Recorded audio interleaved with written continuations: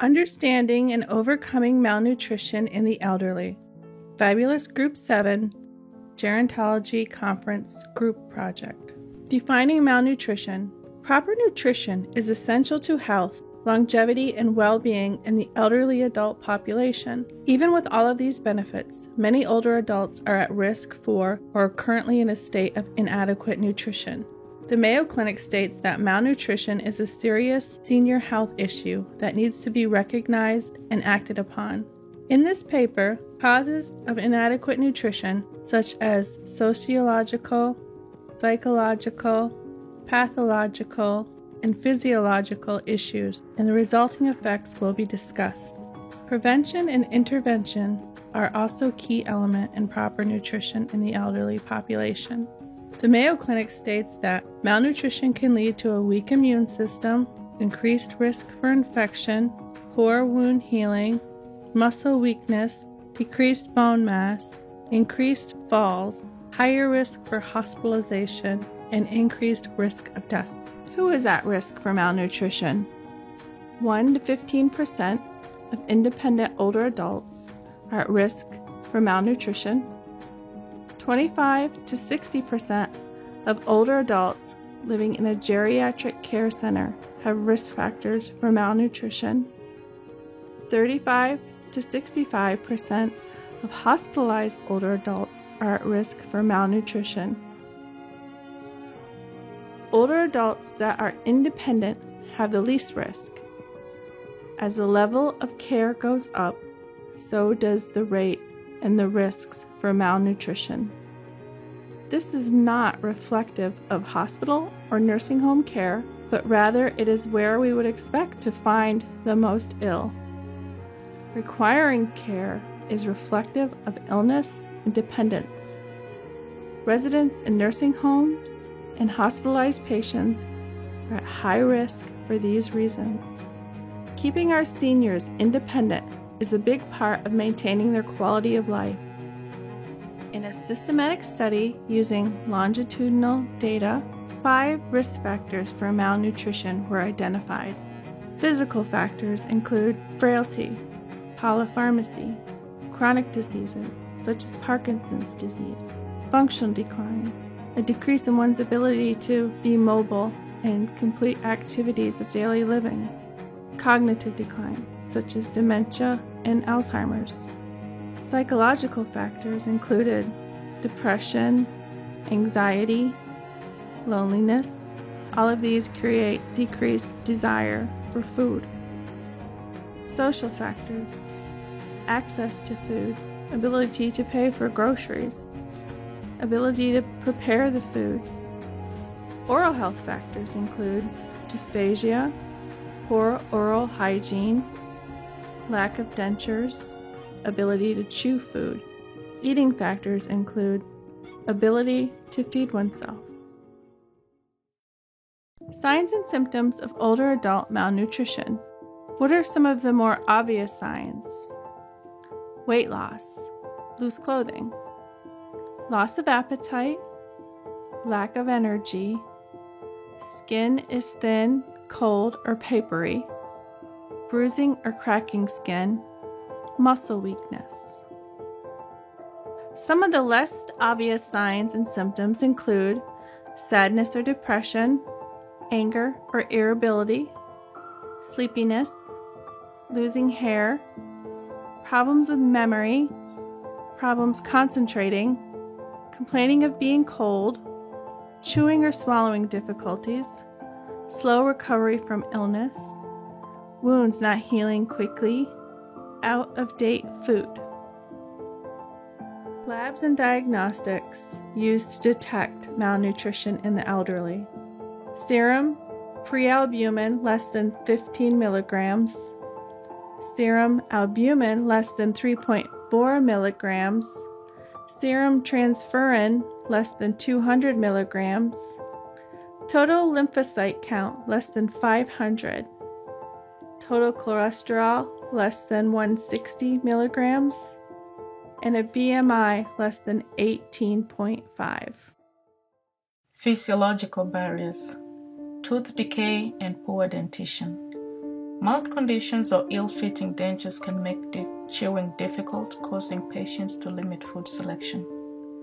Reduced production of saliva, altered sensory perception of food.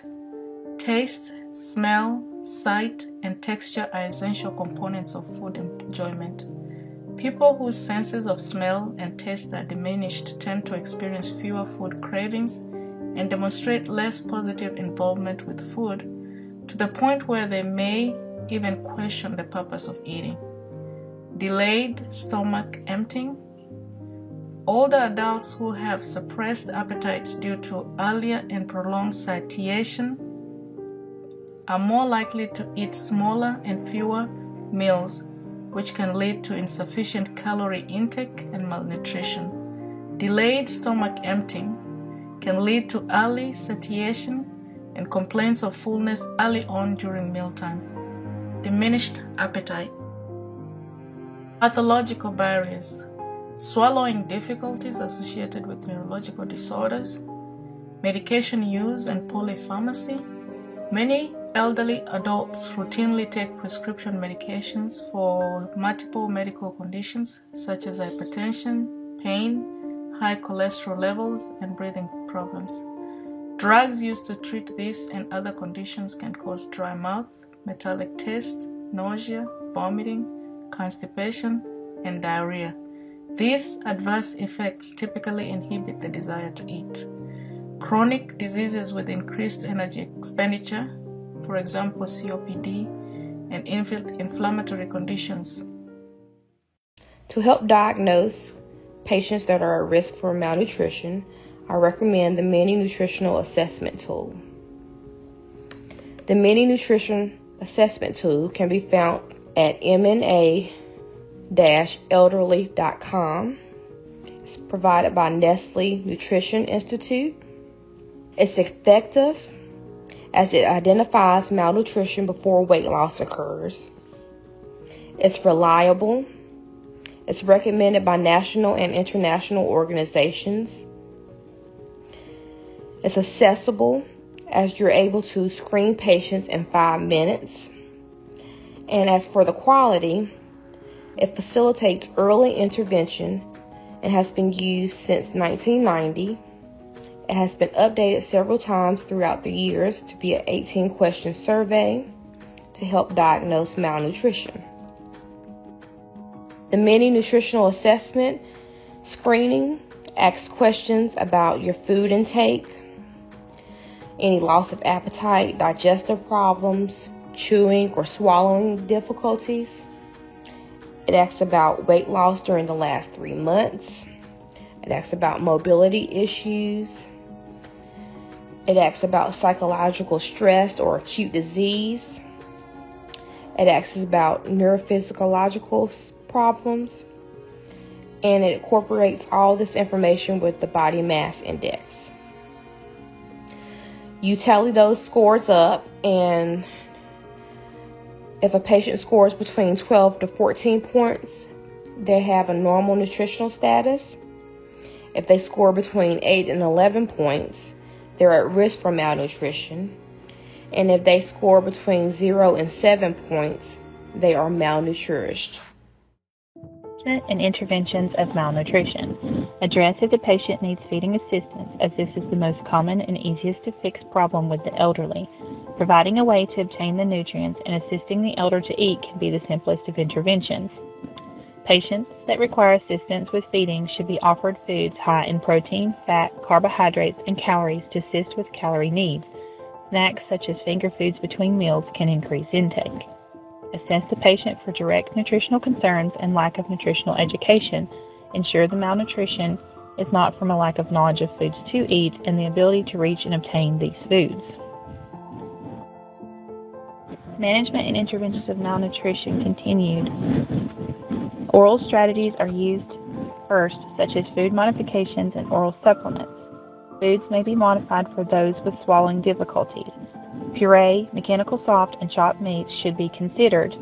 Taste and visual appearance should be considered, as the organoleptic enhancement of foods is important. Nutrients can be added to regular foods to fortify or calorie-enriched, you can add oils, creams, butter, or eggs for an organic approach. Artificial approach and nutritional preparations such as maltodextrin and protein powder are also available. The use of oral nutritional supplements provide macronutrients in ready-to-drink liquid or semi-solid forms such as Mighty Shakes or Magic Cups, which can be used as pudding or frozen as ice cream.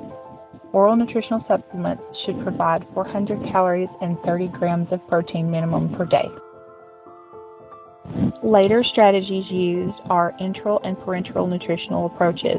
Enteral nutrition is considered when oral intake is not able to sustain the patient's body weight.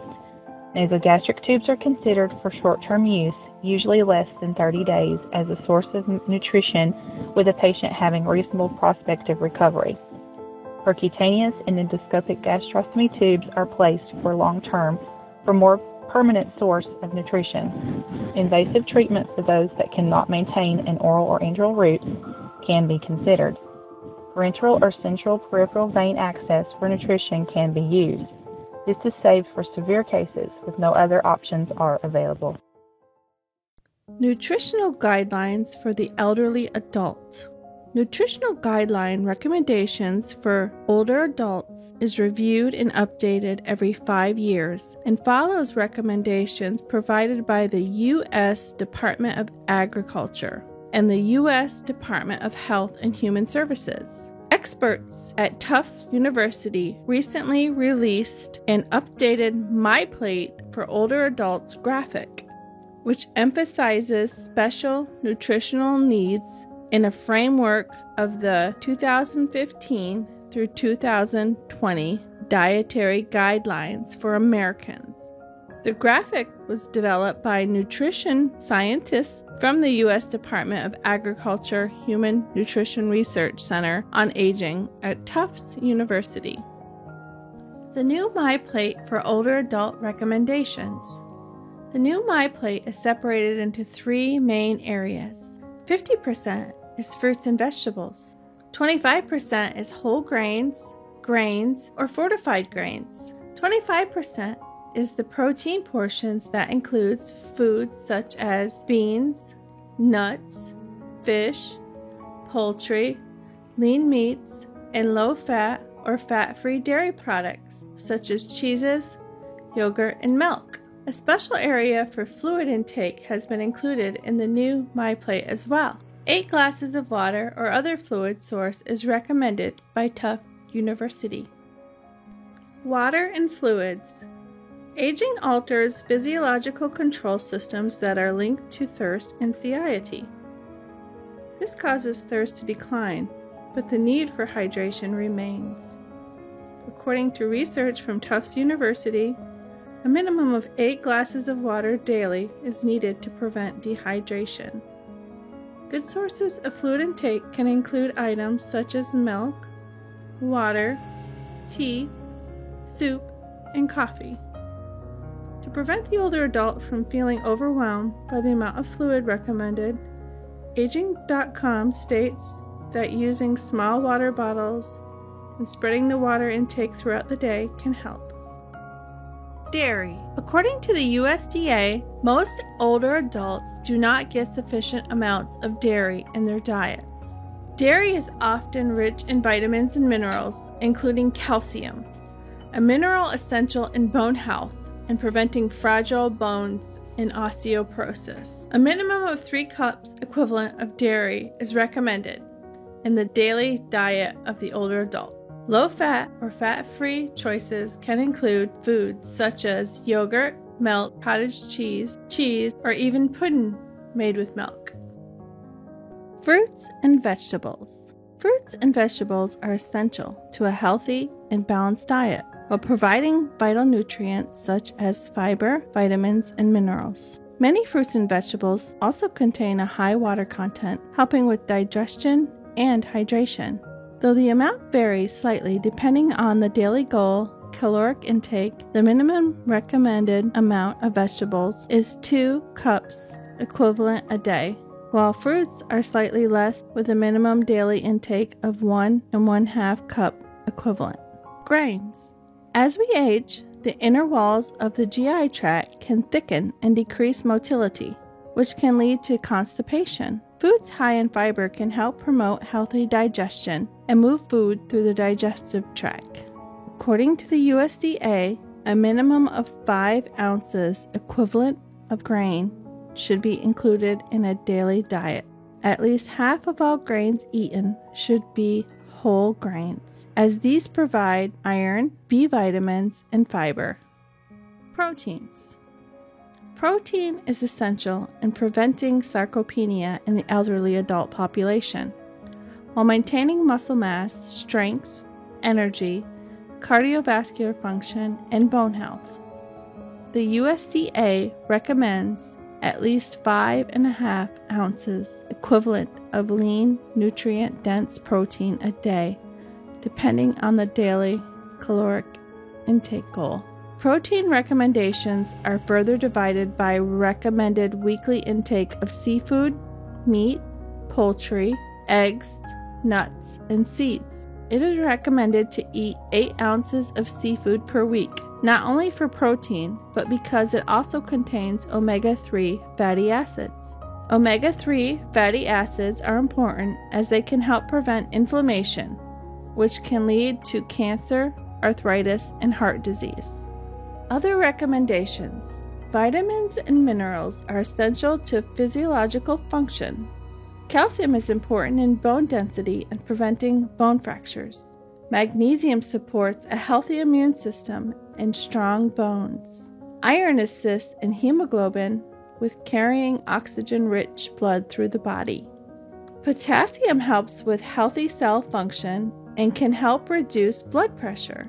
Vitamin D aids the body in absorption of calcium. Vitamin C is a powerful antioxidant that is believed to help prevent heart disease and cancer. Vitamin B12 is essential in nerve function and red blood cell production. Oils. Though high in calories, oils contain important nutrients like vitamin A, D, and E. The USDA recommends using no more than 22 grams of oil per day. Sodium. Consume less than 2,300 milligrams per day. Read labels to screen for high sodium levels and purchase foods labeled no added salt. Sugar. Consume less than 10% of calories from added sugar. Read labels to monitor for high levels of sugar. Foods that are often low in fat can have higher levels of sugar. Saturated fat. Consume less than 10% of calories from saturated fat daily. Alcohol. Alcohol should be consumed in moderation as it is not nutrient dense, can be high in sugars, can interact with medications, and cause dehydration.